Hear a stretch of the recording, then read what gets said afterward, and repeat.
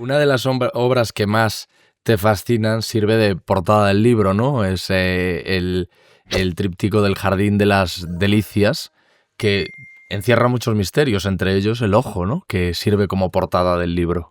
Sí, es una historia importante. También tiene que ver con una anécdota, ¿no?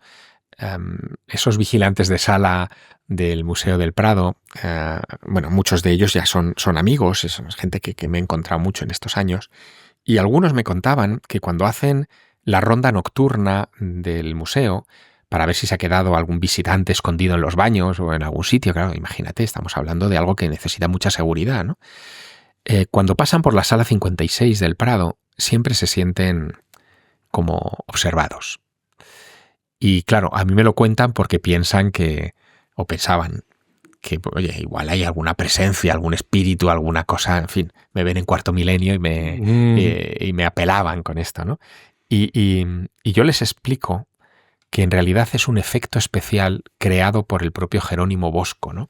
En la tabla central del Jardín de las Delicias aparecen dispersos por la parte media e inferior de la tabla los hijos de Adán y Eva, ¿no? Están bailando, danzando, haciendo cosas rarísimas, ¿no? Y por encima de todos ellos hay un lago en calma, azul, oblongo, con una fuente misteriosa, ¿no? Rara, en el centro. Eso, geométricamente, es un ojo.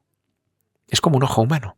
Y los vigilantes del Prado lo perciben instintivamente, ¿no? Decían, nos sentimos observados. Es ese ojo que Bosco disfrazó en el paisaje para hacerlo parecer el ojo de Dios que contempla la humanidad.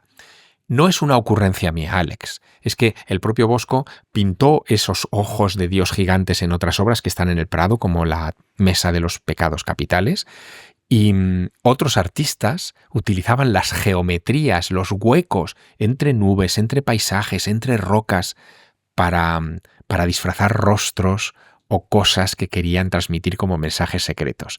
Para verlo, tienes que tener la segunda mirada del niño de las cavernas que hablábamos antes. Y cuando la desarrollas, cuando la recuperas, esas pinturas sutiles, implícitas, aparecen, se manifiestan, ¿no? Así que sí, ese ojo es importante. Yo insistí en esta portada, me parecía perfecta, porque de alguna manera la portada del Plan Maestro es casi una invitación a desarrollar esa mirada, ¿no? Oye, ¿y qué pasa con los hombres pez? Ay, amigo.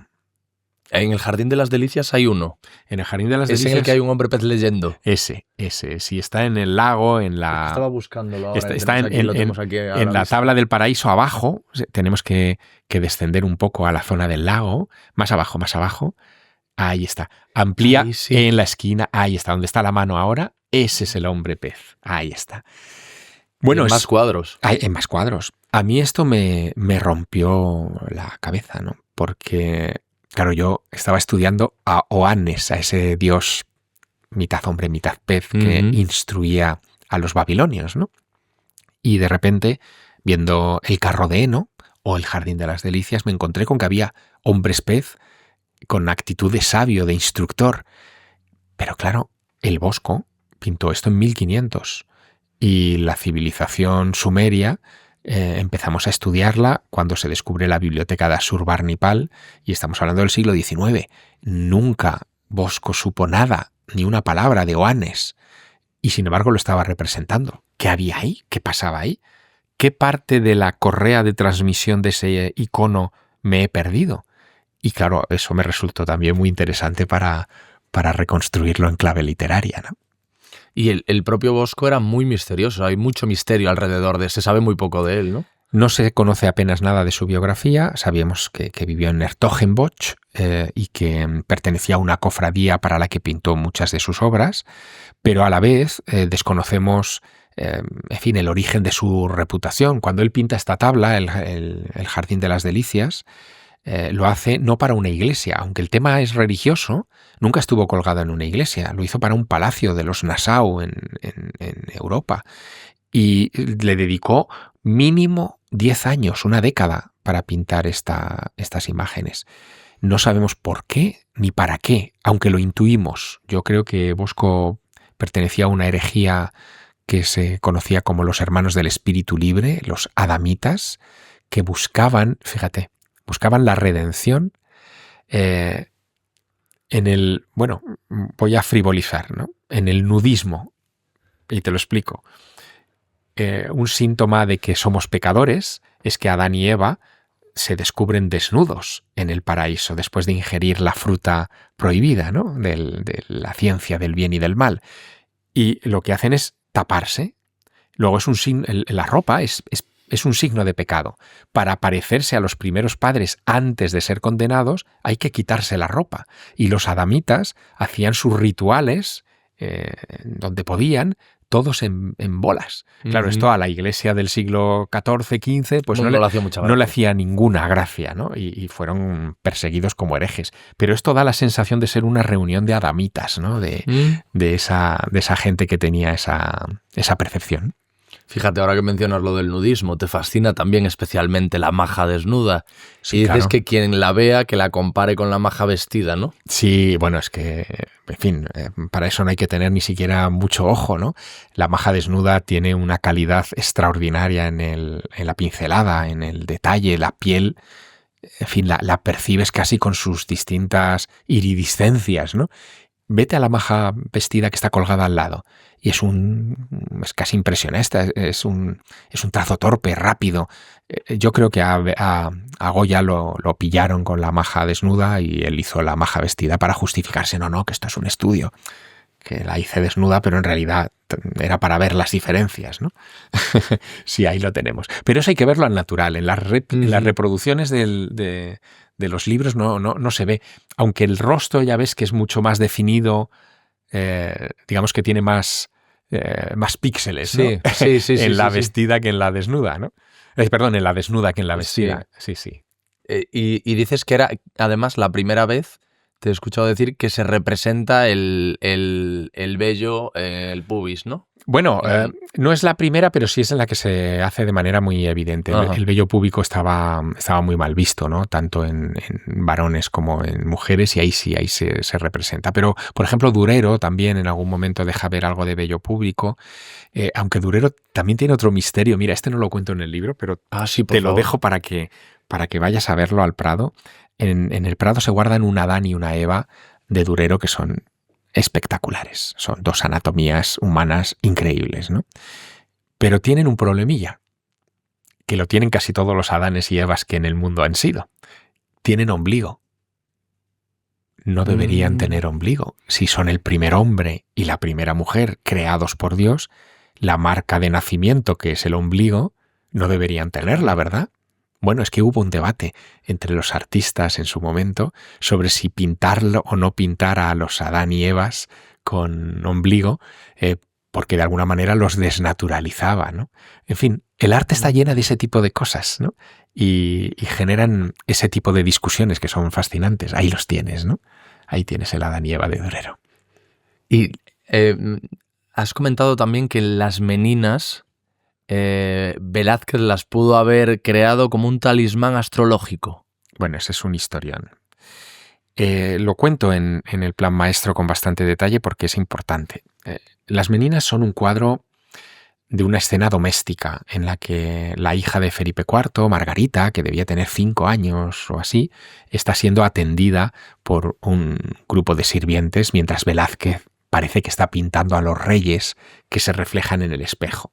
Es un juego de perspectivas muy innovador, muy revolucionario, que ha obsesionado a muchos pintores. Picasso, Dalí, estaban flipados, ¿no? con las meninas. Pero hay algo que nunca se ha aclarado y es por qué las meninas, con esa escena doméstica, es un cuadro tan grande. Alex, tú vas al Museo del Prado y ves que es un cuadro de unas dimensiones enormes para algo tan trivial. Y está colgado al lado de los retratos ecuestres del rey y de la reina y del conde duque de Olivares, y, en fin, todos esos retratos del Salón de Tronos que son grandes como las meninas. ¿Por qué una obra que estaba destinada a las estancias privadas de Velázquez tiene, en fin, ese tamaño? Bueno, la explicación la da la época. Esta pintura se hace en 1656. Es un momento muy dramático para la corona española. Felipe IV es anciano, tiene a un hijo que lo va a sustituir, que es el príncipe Baltasar Carlos, pero que muere con 17 años y deja solo a la infanta Margarita, en fin, que no puede heredar porque es mujer y está la ley sálica, no permitimos que en ese momento que haya una reina, ¿no? Hay que buscar como sea que haya un varón. ¿Qué hacen? Esto es tremendo, la gente no reflexiona sobre ello, ¿no? La novia del difunto Baltasar Carlos era una niña también de 17, Mariana de Austria. La casan con el abuelo, con Felipe IV. Así que toda España en 1656 está pendiente de que el muy mayor Felipe IV deje embarazada a la muy joven Mariana de Austria. Está en juego la supervivencia de la dinastía de los Austrias. Así que es en ese contexto donde se pinta Las Meninas. Y aquí es donde surge la magia. Si tú unes con una línea todos los personajes del cuadro, verás que la parte central del cuadro es una especie de semi-U, ¿no? Que es como, tiene la forma de la constelación de Corona Borealis. Corona Borealis en la mitología es la constelación de los reyes. Estamos hablando de un cuadro regio. El centro de Corona Borealis de la constelación, en los catálogos del siglo XVII, era una estrella que llamaban Margarita Borealis y ocupa el mismo lugar que la infanta Margarita en esa disposición. Si tú cierras ese semicírculo y lo conviertes en un círculo, el círculo resultante deja en el centro ¿el qué? El espejo, donde está la pareja que tiene que dar a luz un varón. Y si con una línea unes el resto de personajes como aquí, verás que forma un signo, una cosa rara. Ese signo es el signo de Capricornio. El único personaje Capricornio de esta escena, los conocemos a todos, sabemos sus fechas de nacimiento y sus nombres, incluyendo el perro, el mastín, que se llamaba León. El único personaje Capricornio es la reina Mariana de Austria. Este cuadro gigante se hizo para proteger en su signo natal a la reina Mariana de Austria para que se quedara encinta. Es un talismán, es magia talismánica. Velázquez era lector de libros de astrología, los tenía en su apartamento, en su estancia en el Alcázar. Cuando murió se inventariaron y se vio lo que leía este pintor y él quiso hacer un hechizo, entre comillas, para proteger a la reina en este lance tan complicado. Y Alex, puede ser chamba histórica, pero funcionó porque Mariana de Austria se quedó encinta de Carlos II, el hechizado, el que haría la bóveda del Casón del Buen Retiro después, también intentando crear un talismán astrológico gigante, a imitación de su padre, para tener descendencia. Lo que pasa que el talismán del Casón falló y no tuvo descendencia y se acabaron los Austrias en España, llegaron los Borbones. Pero fíjate, si te contaran, lo digo en serio, si te contaran en clase cuando estás en el instituto estas historias para explicarte el tránsito de los Austrias a los Borbones con el arte de fondo y esta chispa de magia, nos cantaría, ¿no? Seguro que te acordabas, vamos, del nombre, de las fechas, de todo. Nos hace falta más relato, Alex, en la educación y en la aproximación a estas cosas. Hay una cantidad llamativa de pintores ocultistas, ¿no? No sé si aplica a Velázquez en este caso. Bueno, has dicho que pretendía hacer una suerte de hechizo. Sí, claro. Pero, ¿Y a qué se debe esa relación? Bueno, yo creo que Velázquez lo tomó de Rubens. Rubens también era un maníaco de la astrología y de la astronomía. Él, por ponerte un ejemplo, está en el Prado, puedes ir a verlo. En el Museo del Prado hay un cuadro de Rubens que es un Saturno devorando a sus hijos. No es el Saturno de Goya, famoso, el de las pinturas negras. Es otro Saturno que también está con un niño... Menos gore. Menos gore, exacto, menos sangriento, pero tiene encima de la figura del Saturno 3 estrellas pintadas, 3 estrellitas, que dices, bueno, pues las ha puesto como elemento decorativo. No, es como se veía a Saturno en esa época con los catalejos primitivos que estaban en la época de Rubens en manos de los europeos. Se ve como 3 estrellitas, como 3 puntitos encima del personaje, ¿no? Ahí están, ¿ves? Ese es el planeta Saturno, con difracción de la luz y convertido en 3 puntos porque era el error de percepción que teníamos en la época de Rubens. Estas cosas no te las explican. No. Y tienen su justificación y su valor.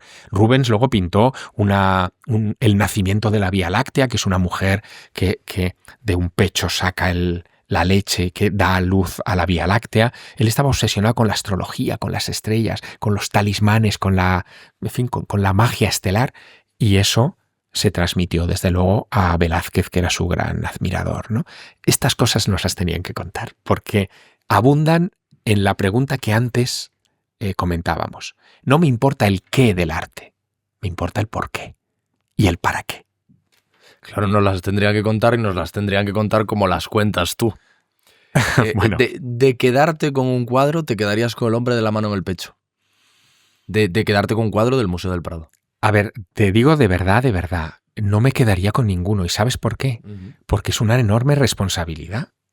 ¿Qué hago yo con el caballero de la mano en el pecho en mi dormitorio o en mi salón? No dormiría, o sea, pensaría que se lo estoy robando a la humanidad y que encima le puede caer una taza de café encima y lo estropeo. No. Los cuadros están muy bien donde están, aunque a lo mejor sí que pediría tener acceso privilegiado a algún cuadro para verlo con detalle durante algunas horas. Pero ahora es fácil, Alex.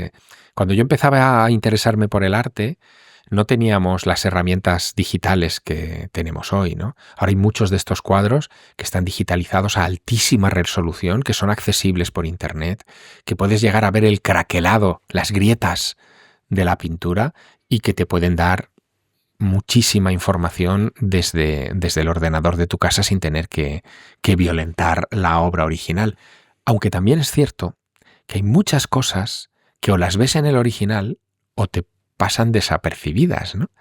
Eso me ha pasado, por ejemplo, con La Gloria de Tiziano. La Gloria de Tiziano es un cuadro que yo menciono en El Maestro del Prado.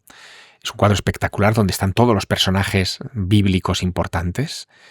En medio de ellos está Carlos V, el emperador, arrodillado, pidiendo permiso así con las manos juntas para entrar en el más allá, en el reino de los cielos, solo cubierto por una sábana. Y en la parte superior del cuadro, el cielo, ese cielo nuboso, bulboso, no son nubes, mira, aquí se ve, son caras. ¿No ves que son caras de niños? Son las almas de los difuntos que están observando todo. Esta reproducción es muy buena, pero cuando vas al Museo del Prado y ves las caras de los espíritus asomándose entre las nubes, es espectacular. El cuadro parece que está vivo, ¿no? Te decía lo del caballero en la mano en el pecho, con la mano en el pecho, porque creo que en una ocasión dijiste que es el que salvarías tú si hubiese un incendio, ¿no? En el Museo del Prado. Sí, pero lo salvaría porque es un poco el arquetipo de lo español, ¿no? O sea, de alguna manera es la imagen de lo adusto, de este caballero castellano serio y poco dado a bromas. De hecho, fíjate, es curioso, en el año 2023 yo organizo una vez al año en algún sitio de España unos congresos de ocultura. Es un poco casi la consecuencia de aquellos congresos de los ovnis que hablábamos al principio de nuestra charla, pero ahora los organizo yo. Y en Zaragoza, en el año 2023, organicé un encuentro internacional de ocultura dedicado a la España mágica, con un homenaje a Juan García Atienza, pero también a Sánchez Dragó y a la gente que había estudiado la España mágica, como Marcelino Menéndez Pelayo y tantos otros. Y el cartel de ese encuentro internacional de ocultura fue el caballero de la mano en el pecho. Piénsalo, ¿cómo sintetizas en una imagen la España mágica, ¿no? Es muy complicado. Bueno, pues utilicé a este anónimo personaje para integrarlo en ese cartel, le puse una especie de zodiaco detrás y tal, y bueno, ya quedó un cartelón, ¿no? En fin, este caballero somos nosotros, por eso lo salvaría.